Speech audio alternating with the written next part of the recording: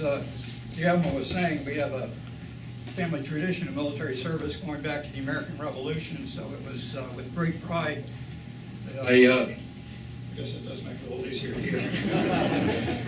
It was with great pride. You're going out on the airways. It was with great pride that I learned my son had been accepted at Tulane University for a 4-year NROTC scholarship. And for those of you that are NROTC, you know, halfway through the program, you have to decide whether you want to go Navy or Marine. So I was intrigued to see whether he would go Navy like his granddad or Marine like his dad. When he made his mind up, he called me and he said, Dad, I made Dean's List. And I said, that's terrific, son. I'm proud of you. He said, yeah, but now I think I'm too smart to be a Marine. I still kept him in the will, though.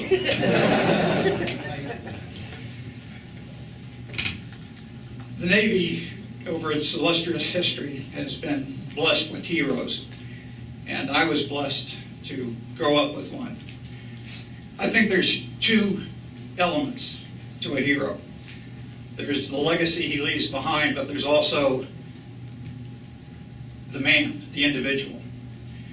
And while it's easy to learn the legacy of an individual, I think it's harder to get an understanding of what the man was like. So what I thought I would do this morning is give you some insights, take you on a pictorial, if you will, of incidents in my father's life that I think really kind of molded the person he was, the leader he became, and contributed to the legacy he left behind. And let me start with the Naval Academy. He came from a farm town, Tulare, California, and several of his roommates at the Academy had the same background. There was one by the name of Ray Angelo who shared a story about my father early on when he said he first learned what a great orator he was. Ray had received from home a box of grapes, but by the time they got to the academy, they were pretty well spoiled. But my father thought it was a great opportunity to go next door to his roommate's room and to give them a lecture on how you make wine. And so this is how Ray encapsulated the incident. He said, quote, "The silver-tongued Zumwalt strode into the room barefooted and immediately launched into an impromptu discourse on the history and art of winemaking in Old Italy. His eloquence held the amazed audience spellbound, and he then announced that they would be treated to an actual demonstration. The grapes were dumped on the polished floor, stomped upon. Bud and his roommates then fled. Thus was born a great naval orator." And my father did go on to win the gold medal at the debates that they had at the Naval Academy. And after he won it 2 years in a row, they had to change the regulations so you could only win it once. He was a class of 1943, graduated in 1942 because of the war. And the yearbook, the Lucky Bag, had pictures of the graduating midshipmen, and next to each midshipman there was a paragraph that had been written up by a roommate. The paragraph on my father started with, quote, "To Bud Zumwalt, the two most important things in life were women and women." Despite that, he still managed to graduate in the top 3% of his class. Interestingly, as he started to evolve on his naval career, the two most important things in his life became sailors and sailors. And I really think there was a reason why he shared a name in common with the patron saint of saints, St. Elmo. He learned early on in his career that rookie sailors and officers could make mistakes. He was sent to radar school, and as you know, radar was very new at that point in time, and he served on a destroyer that was making its way to Hawaii and then on to fight the Japanese. Halfway across, he got a call on the MC system. The captain asked him to come to the bridge. My father came up, and the CO was looking at the radar scope and had trouble trying to identify what it was he saw. My father looked at it, and he wasn't sure what it was either, but he remembered that they did talk in radar school about occasionally having these atmospheric disturbances that would create something on the scope. So he probably turned to the CO and said, "Sir, that's an atmospheric disturbance." Went down below decks. About 20 minutes later, the CO again called for Ensign Zumwalt to come to the bridge. As my father came to the bridge, he saw a large convoy of ships passing him by the other way. The CO turned to him and said, "Ensign Zumwalt, I just wanted you to see your goddamn atmospheric disturbance."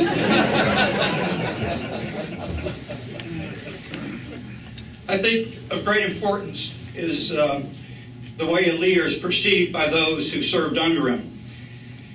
After my father died in January 2000, a sailor who had served under him during World War II, by the name of, it was Radio Third Class Jason Hammer, was so moved by his remembrances of my father that he wrote a rather lengthy article about him.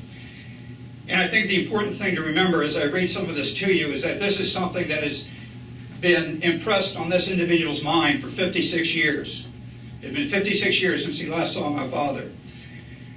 But he shared his remembrances as such. Quote, "He was the epitome of what an intelligent, good-humored, and efficient naval officer should be, and at the same time one of the kindest and most considerate men it was my good fortune to have served with. A wonderful human being deeply dedicated to equality and justice in word and deed for all people. While naval protocol effectively stifled meaningful socializing between officers and enlisted men, both accepted it as a fact of life. We were shipmates in the sense that if something went radically wrong, we were all, regardless of rank, literally in the same boat.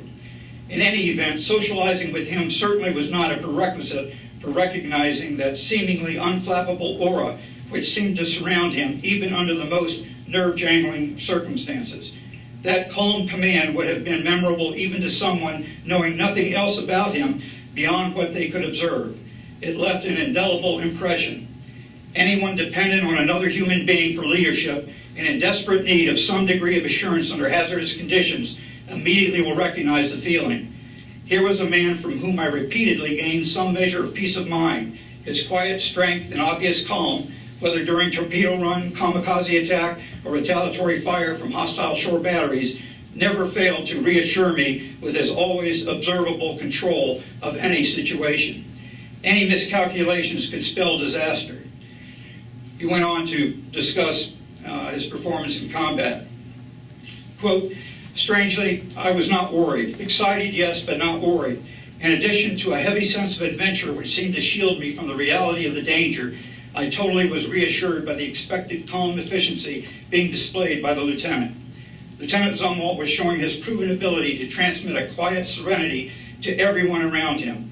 His voice always even, his actions always carefully considered and calm, regardless of the urgency of the situation, and the circumstances at hand certainly called for all the calm we could muster."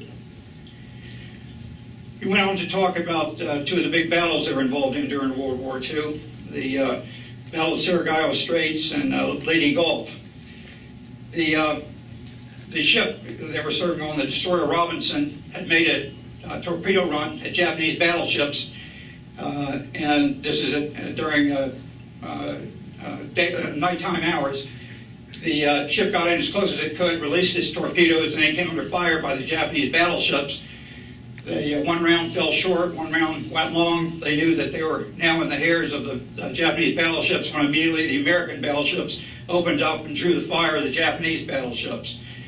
Soon after that, they got a submarine contact, which eventually broke off. They weren't able to locate it. And then Hammer described what happened next.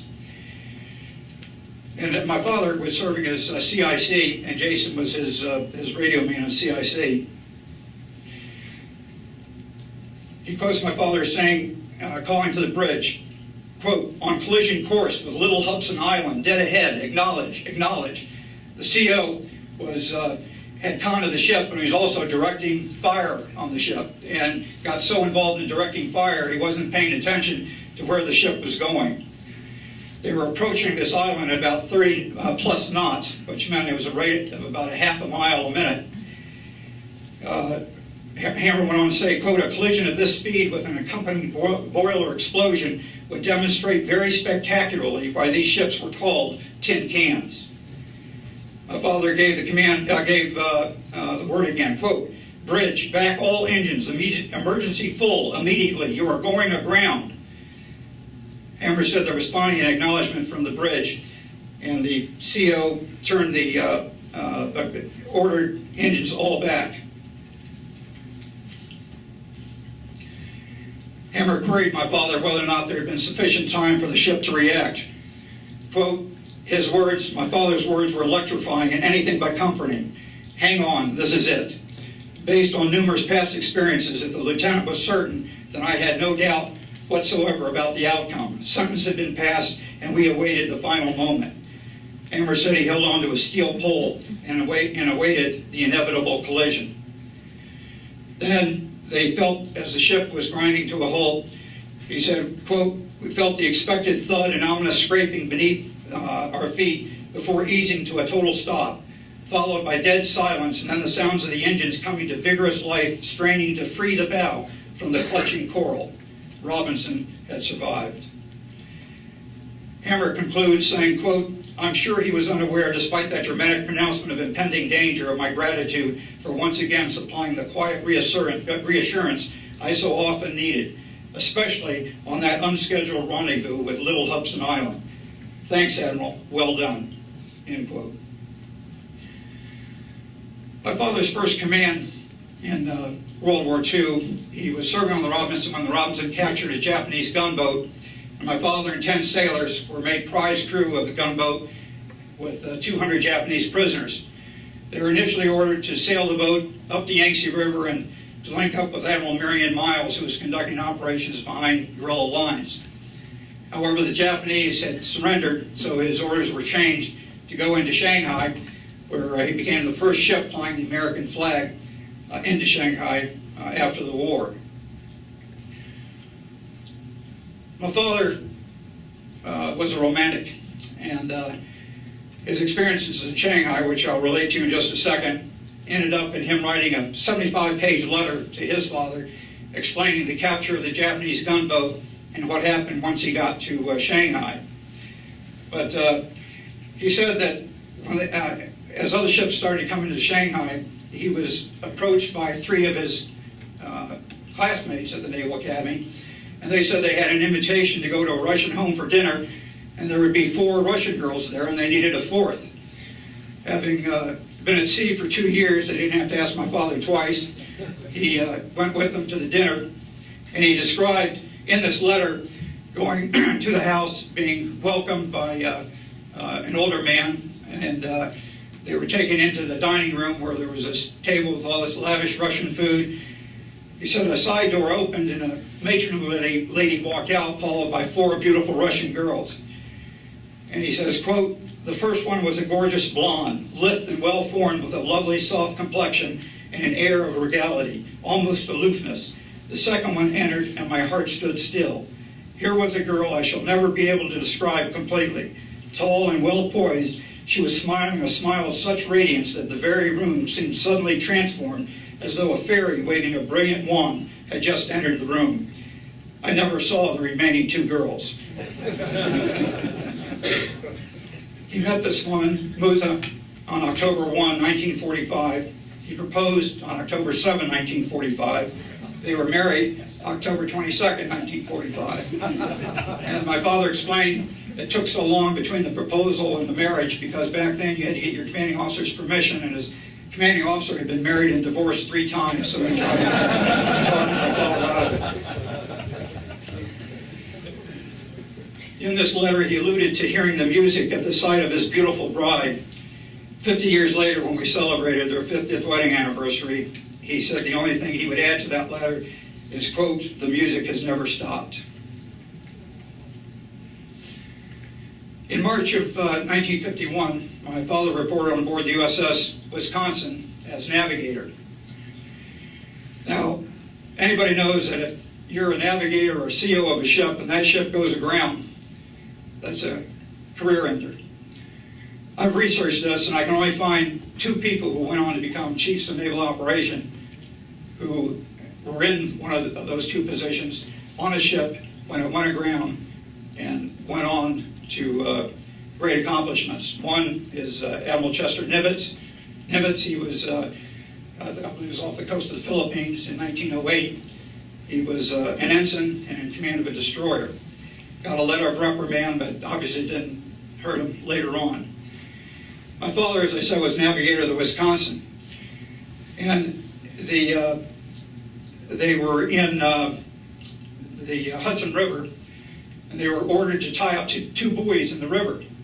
My father was very concerned that with the wind and wave action that the buoys wouldn't hold. He told his commanding officer called his senior commander and said, we have concerns about tying up these buoys, but the CO of the ship was told, look, we had a carrier in there last week, it'll hold the Wisconsin. So they went in, they tied up to the buoys. Before shutting down, again, my father was adamant. He said, these buoys will not hold. And the CO, again, went to his senior commander and said, look, we would prefer not to tie up here. Again, his request was rejected. They were ordered to tie up. They shut down their engines, and lo and behold, the buoys did not hold, and the Wisconsin went aground. But the Board of Investigation found that my father had done everything as navigator that he should have done, found that the CO had done everything as the commanding officer that he should have done, and a letter of reprimand went to this fellow's senior officer. And the captain himself went on to make flag officer, so it didn't hurt his career. I think my father's philosophy was best put to a test in July of '55 when he took command of destroyer Isabel. And this was in a squadron of 8 ships, and Isabel had repeatedly come in 8th out of 8. So my father had a challenge ahead of him. Within 6 months, Isabel was #1 in the squadron, winning all the Battle E efficiency awards. Historian noted, quote, an inordinate amount of time on one element seemed trivia, one element of taking command of Isabel, and that was changing the ship's call sign. He quoted a letter my father had sent to up the chain of command, and my father's letter said, quote, since recently assuming command of Isabel, this CO has been concerned over the anemic connotation of the present voice radio call sign. When in company with such stalwarts as Fireball, Viper, and others, it is somewhat embarrassing and completely out of keeping with the equality of the sailors aboard to be identified by the relatively ignominious title Sapworth. It took 6 months. Sapworth. It took 6 months, but he was able to get the call sign changed, and it resulted in new patches being made on board the ship, and morale, one of the things that contributed to improving morale. A book that was written after my father retired, In Search of Excellence, quotes lessons from America's best-run companies, and in one chapter, Productivity Through People, it notes an important leadership trait, communication. And they cite my father. They say, quote, Zumwalt revolutionized the Navy's personnel practices in just a few short years at the helm. It all stemmed from his simple belief that people will respond well to being treated as grown-ups. He traces his beliefs back to an early command assignment. What I tried hardest to do was ensure that every officer and man on the ship not only knew what we were about, not only why we were doing each tactical evolution, however onerous, but also managed to understand enough about how it all fitted together that he could begin to experience some of the fun and challenge that those of us in the top slots were having. Our techniques were not unusual. We made frequent announcements over the loudspeaker about the specific event that was going on. At the beginning and the end of the day, I discussed with the officers, who in turn discussed with their men what was about to happen and what had just happened, what the competition was doing, and what we should do to meet it.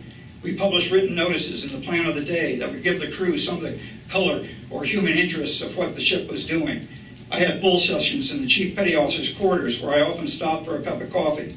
More important than any of these details, of course, was a basic effort to communicate a sense of excitement, fun, and zest in all we were doing. Several years ago, there was a naval officer who had been a JO on the Isabel when my father was CO, and he shared an experience that I've never forgotten. He said that my father had just taken over command of Isabel, and the CO before had been a real screamer. So they weren't sure exactly what kind of leader my father was going to be.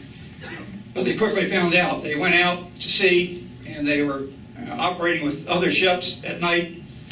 My father came up on the bridge, and young Lieutenant JG was the OOD. As my father looked around, he saw a situation of extremis developing. He waited as long as he could, and he said, "This is the captain, I have the con." And he moved the ship out of harm's way.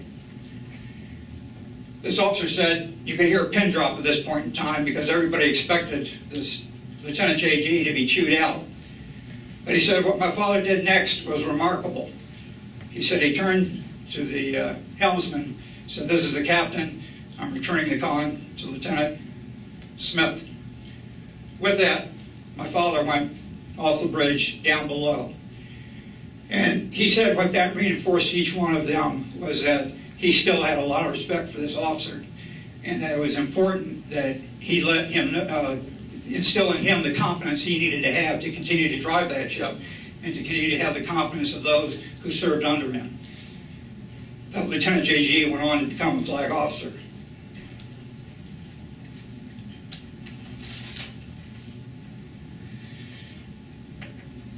My father, after he was promoted to captain, became the executive assistant to Secretary of the Navy Paul Nitze. And theirs was a very close relationship. It was also one that put my father in the crosshairs of Secretary of Defense Robert McNamara. It was during the Cuban Missile Crisis. They were obviously in the Pentagon, and my father had just come out of the men's room. He's walking back to his office, and Secretary Nitze was coming the other way, and he grabs my father and says, "Mr. McNamara wants to see us." So my father obviously didn't have pen or paper with him, and they go into McNamara's office. And McNamara says, "Look, we need to take action on these items." And he starts rattling off a list of about 20 different items. He gets halfway through. He looks at my father and sees that my father isn't writing anything. He takes a pad of paper and a pen, and he throws it at my father's feet. My father stands there, and McNamara continues his list. When he was finished, my father went back to his office, typed up the memo, brought it in for Mr. Nitze to look at.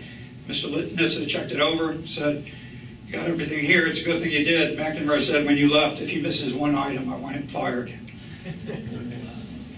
McNamara didn't know my father had a photographic memory. It made it difficult for me to come up with excuses why I didn't do my homework.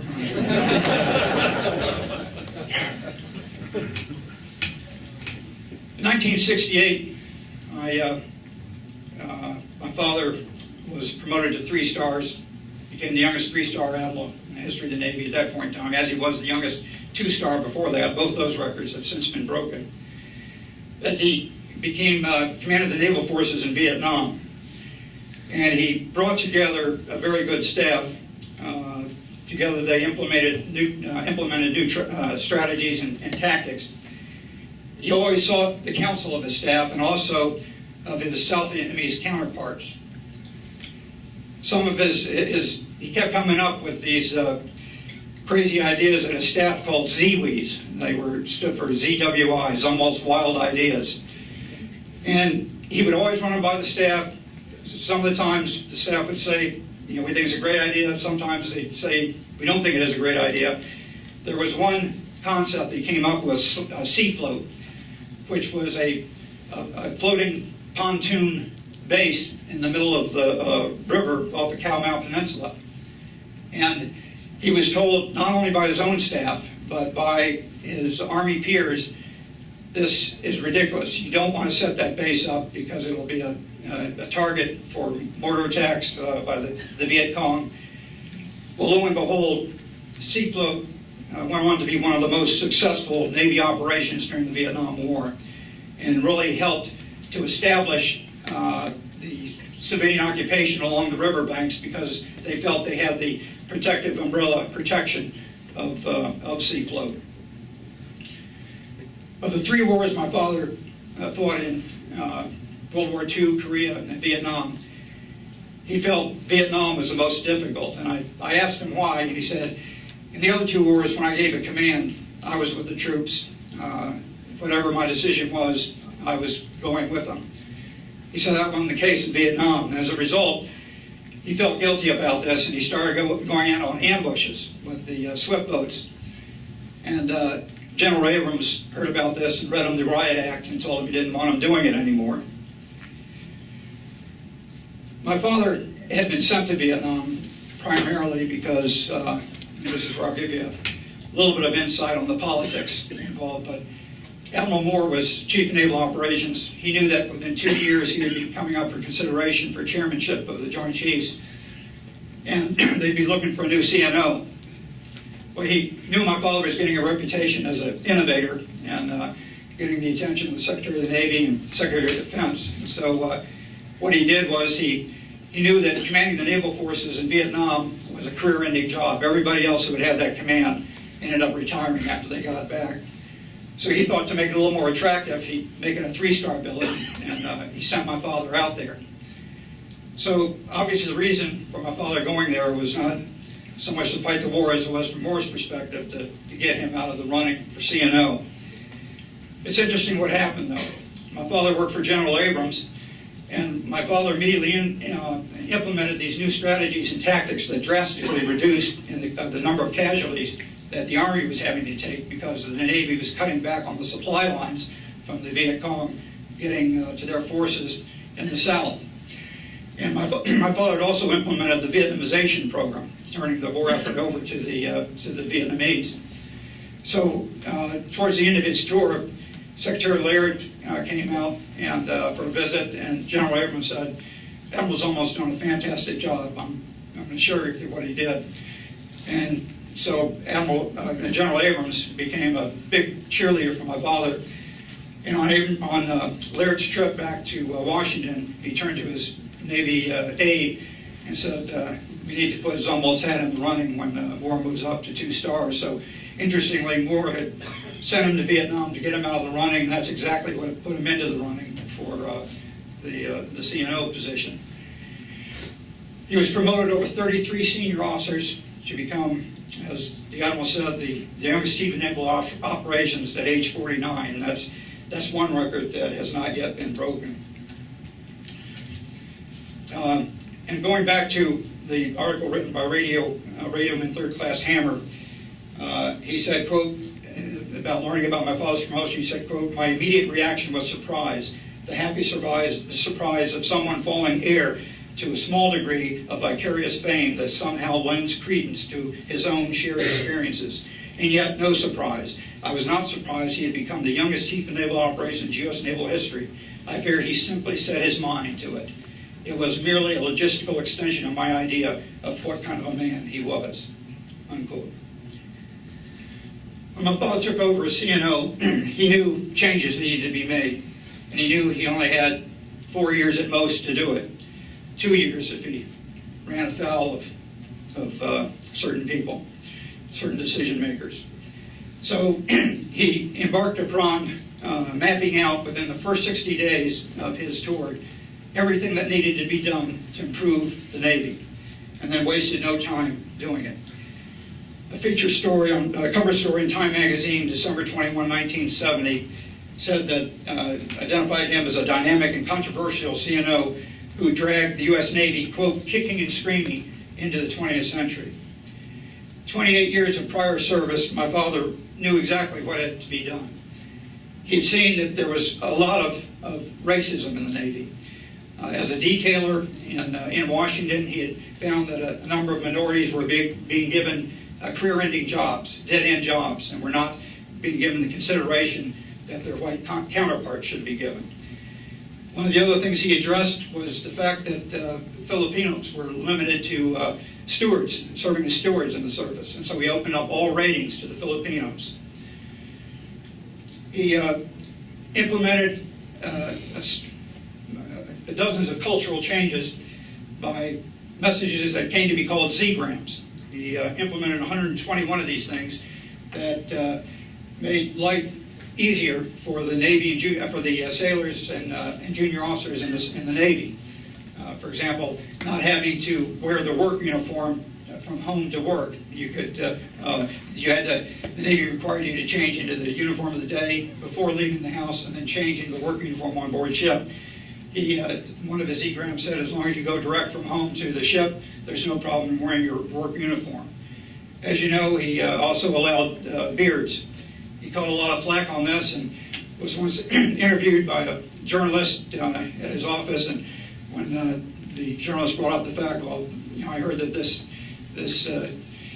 really deteriorates from the ability of performance. And my father took him out into his foyer and showed him the pictures of all the previous CNOs, about 90% of whom were wearing beards. And he said it didn't affect their performance. His real concern was that he believed that the Navy had a 19th century mindset and was being driven by a 20th century naval leadership. Critics called his Z-grams the 3 B's for beer, beards, and broads. He also underwent real challenge in that there were 3 race riots that took place on some of the capital ships during his tenure. And he immediately grabbed the bulldog horns and took this challenge on as well. He called all his admirals together because they were finding out that a lot of the problems were created when the Z-grams that my father was sending out were not being enforced by those in the chain of command, and he wanted to make sure that that came to an end. He also, I'm very proud of him for this, was called personally by Henry Kissinger and given an illegal order. Kissinger said he wanted everybody that had participated in the riots to be given dishonorable discharges, and my father refused to do so. Navy traditionalists use this as an opportunity to say that he was undermining the good order and discipline in the service. My father turned to a quote by Winston Churchill, who, when he tried making some changes in the Royal Navy, received his share of critics. And Churchill's quote was, to his critics were, quote, "I'll tell you what the traditions of the Royal Navy are: rum, sodomy, and the lash." By the time my father retired in 1974, he had gone from a Navy that had the lowest re-enlistment rates in its history, and they had tripled. I think that is a real testament to his leadership. His last act as Chief of Naval Operations was to rescind the 121 Z-grams because he felt they had been implemented in the service he so dearly loved. I think the most challenging personal challenge from my father came 9 years after he retired. My brother, Elmo, older brother, had served as a swift boat commander under him. My father commanded the naval forces in Vietnam. He had been heavily exposed to Agent Orange and was diagnosed in 1985 with having 2 forms of lymphoma, both Hodgkin's and non-Hodgkin's, which is very unusual. You usually have one or the other. My brother fought a valiant battle along with my father's help, but passed away in 1988. The last letter my brother wrote to my father, I'd just like to quote a little of this to you, but it said, "Dear Dad, I saw the tears in your eyes as you read the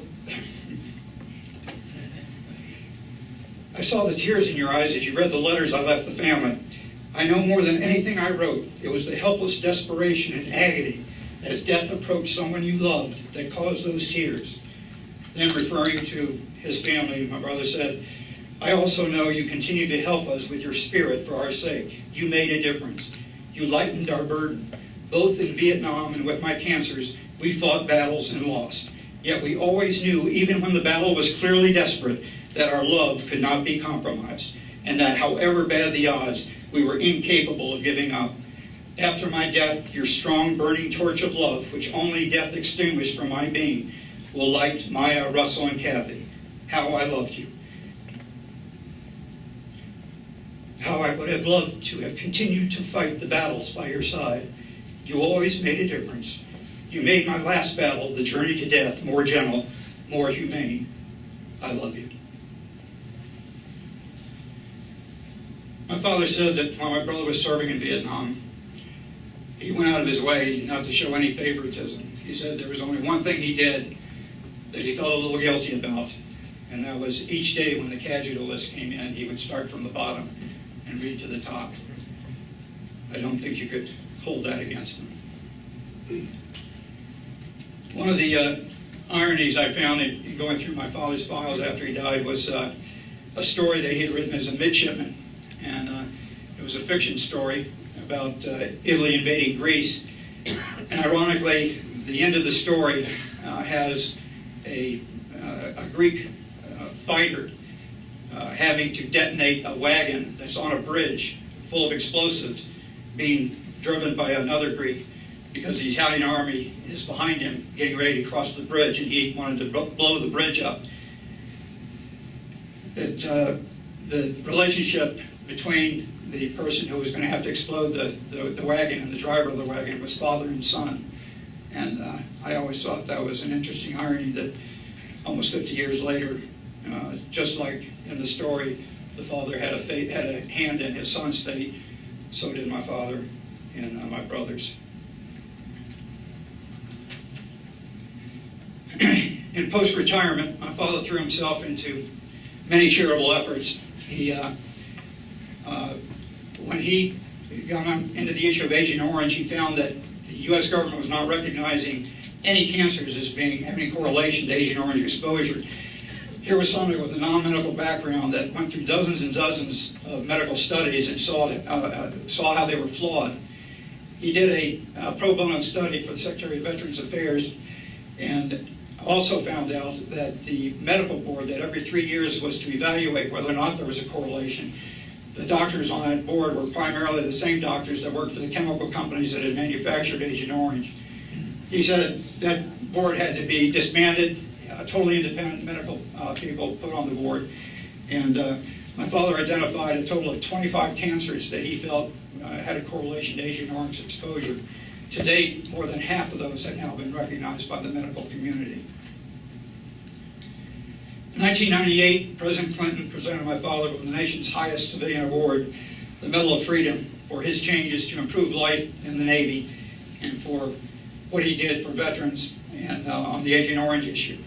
My father had always felt that it was a military commander's responsibility, that his responsibility to his troops continued way beyond the time that the guns had fallen silent on the battlefield. Until the day he died, he was working on veterans-related issues.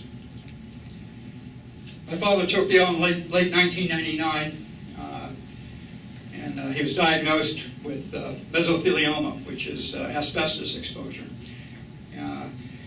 Never before, anybody over 55, the only way, it's incurable. The only way there's a possibility of curing it if it's limited to one lung. You can pull out the one lung, and the patient can survive on the other. But they had never done it for anybody over the age of 55. My father was 78 at the time.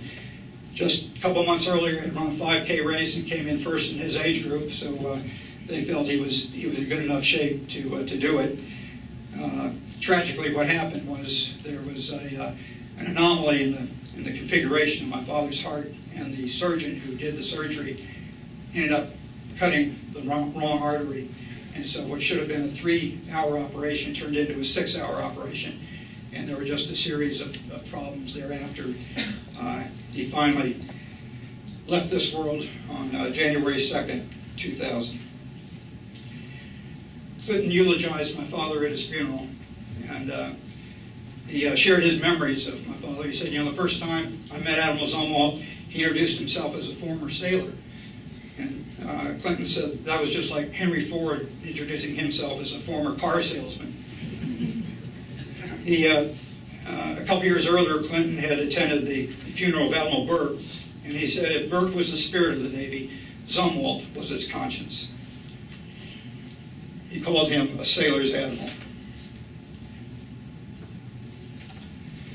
There were many tributes that were paid to my father, but I think one, knowing my father as I did, I think one of the ones he would be most touched with was one that we shared with our family after my father's death. And my father's surgeon at Duke University, Scott Balderson, said that he came down to my father's room to take him to surgery, and beforehand there was a nurse who would prepare him for surgery.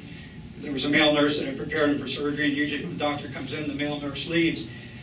This male nurse stayed there, and Boulderson was talking to my father and kept glancing over, and he was standing at attention. A couple of days after the surgery, Boulderson asked the gentleman why he stayed there, and he said, as a Navy corpsman, he said that was my admiral, and he wanted to pay him his last respects because he knew that this was his second surgery, and they knew he didn't have a high chance of survivability. I think, despite all my father accomplished in his career, the one thing he wanted to have put on his headstone, which says what he's all about, was the word reformer. And for my mother, he wanted two words: his strength.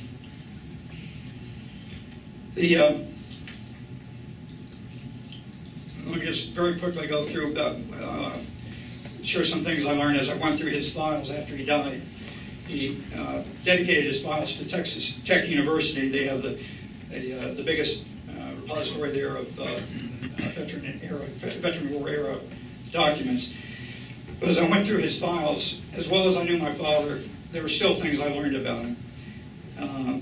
And he had a great sense of humor, as I knew, but there were also letters that came in from classmates that I found. There was one when my father had just commanded the first, father had just pinned the first stars on the first female admiral, and he was shown in the newspaper the next day kissing the admiral on the cheek. He was inundated with letters. One was from a classmate that said, "Admiral, I never thought I'd live to see the day that I saw a CNO kissing an admiral." And my father immediately wrote back, "Dear friend, you must understand, one does not become CNO without having kissed a lot of admirals."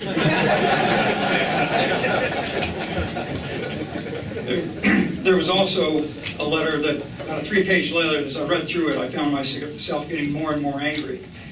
And this was clearly, it was a letter from somebody in the Deep South who was very upset with the changes my father had made in the Navy, and basically accused him of minimizing the rights of the majority, and while maximizing the rights of the minority, and just went very on scathing words, and said, frankly, "I'm glad you're retiring. Navy, now the Navy can heal itself." My father, I think, came back with one of the best responses. It was only one sentence. He said, "Dear Mr. Jones, please be advised, some nut has written me a letter and signed your name to it." There was no response.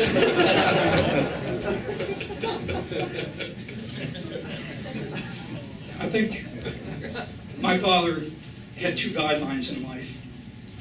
I think one was he approached every job as if it was the last one he would have. He didn't worry about what it was going to do to your future career. You focused on doing what was needed to get that job done. And the second principle, I think, is conveyed by one last vignette. And when he retired, he was interviewed and asked about the changes he made in the Navy and how it made him, many friends and many critics. His response was, quote, "I have a long list of friends and a long list of enemies, and quite frankly, I am equally proud of both." So I think the basic line there is that knowing you've made the right decision and you've done everything to implement that decision, don't sweat the criticism, because you know what you've done is the right thing. In 2008, my sister and I had an opportunity to go up to Bath Iron Works for the commissioning of the Stockdale, and while we were there, they took us to the first piece of steel that had been brought to the shipyard to go into the construction of the USS Zumwalt. That piece of steel was probably no different from any other piece of steel for the workers there at Bath Iron Works, but to my sister and I, it was something magnificent. It was a piece of metal that represented the metal of a man that was a loving, devoted father, was a great leader, was a visionary. And I know when that ship is commissioned sometime in 2014 that there will be two patron saints watching out for St. Elmo and Elmo Zumwalt. Thank you, and I'll take your questions.